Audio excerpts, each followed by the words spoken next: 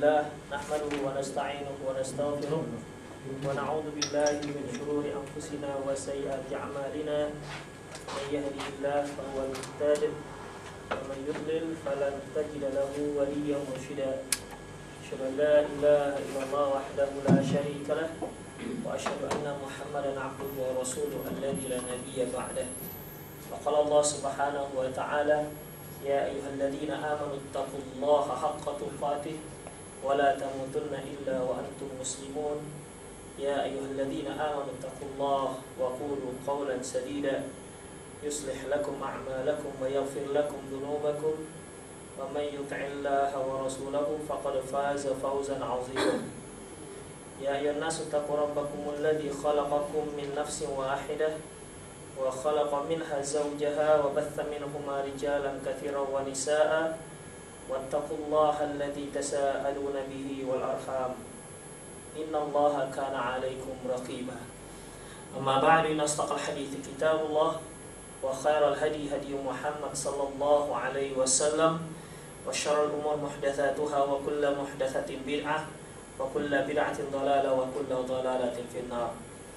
Para hadirin hadirat asyallahu iyyakum, kita telah menjelaskan tentang syarat-syarat talak, di mana telah kita singgung tentang syarat yang berkaitan dengan suami, syarat talak yang berkaitan dengan istri, dan sekarang tentang ungkapan daripada lafaz talak tersebut yang harus dipenuhi persyaratannya sehingga talak tersebut dianggap sah. Asyurut al-muta'alliqatu bi sighatil talaq, syarat yang berkaitan dengan bentuk ucapan ataupun bentuk syarat yang berkaitan dengan bentuk talak.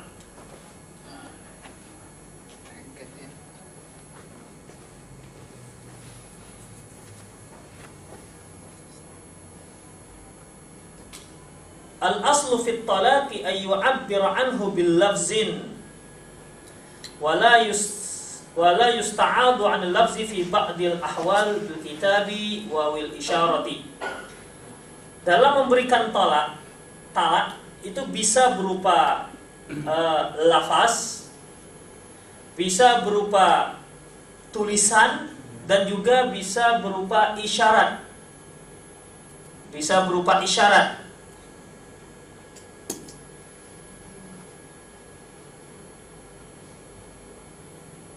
Nah, yang pertama yaitu mengucapkan talak dengan lafaz.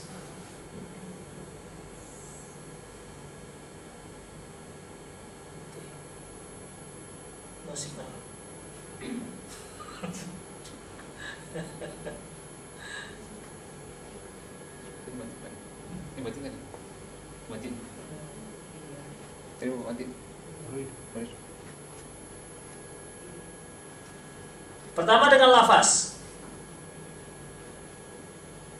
Talak mengenai lafaz, dengan lafaz itu ada pertama talak dengan lafaz, yang kedua talak dengan tulisan, ya, mengirim tulisan apakah bentuk SMS atau email dan lain-lainnya, kemudian berupa isyarat.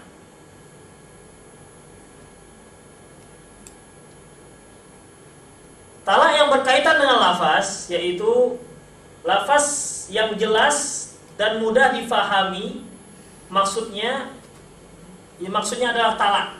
Ini dikatakan mengucapkan talak dengan lafaz, di mana seorang suami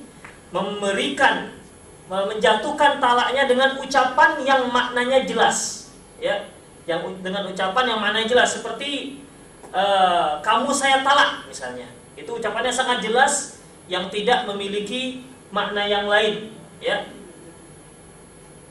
Kemudian para ikhwatiddin, hal ini berdasarkan firman Allah Subhanahu wa taala dalam surah At-Talaq ayat 1, ya ayyuhan nabiyyu idza talaqtumun nisaa fatalliquhunna li'iddatihinna wa ahsul 'iddah.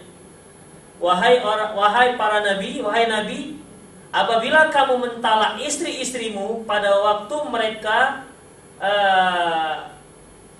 wahai para nabi, apabila kamu mentalak istrimu, maka talaklah mereka pada waktu mereka dapat menghadapi iddah.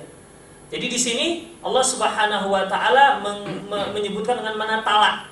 Dan untuk Indonesia, talak itu sepertinya sudah bahasa yang memang diimpor ke bahasa Indonesia. Jadi ketika suami mengatakan, "Kamu saya talak," ini dikatakan makna yang jelas, ya.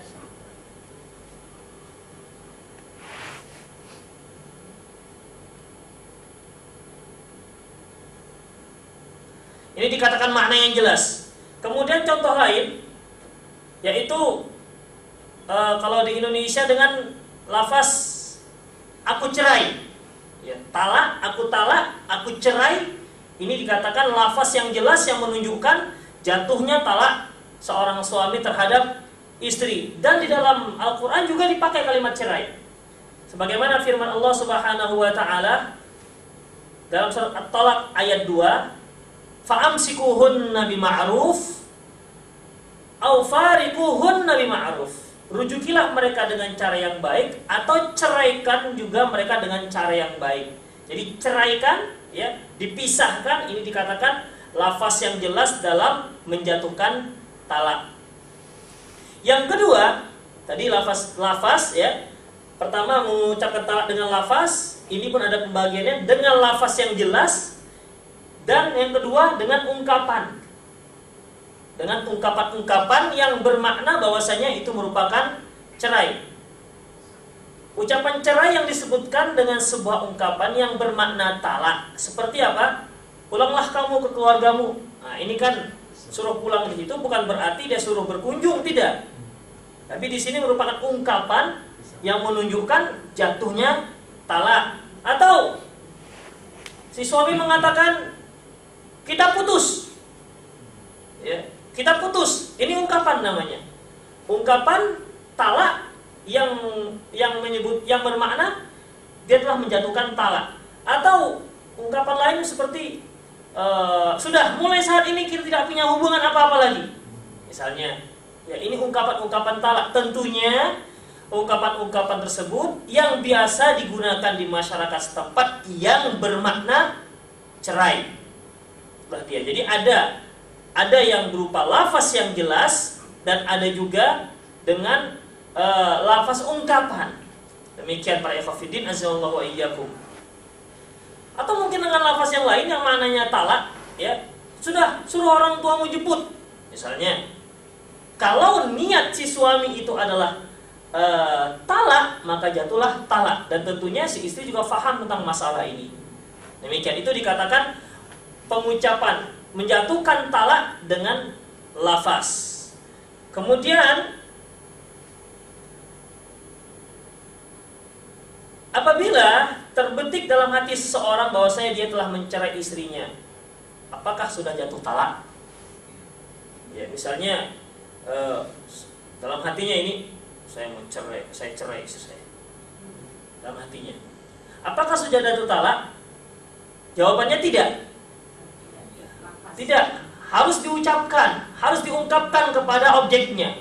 Tidak bisa dia sendiri kemudian berjatuh talak, enggak. Dan hal ini berdasarkan hadis sabda Rasulullah sallallahu alaihi wasallam, "Innallaha tajawaza an ummati ma hadathat bihi anfusuha ma lam ta'mal aw takallam."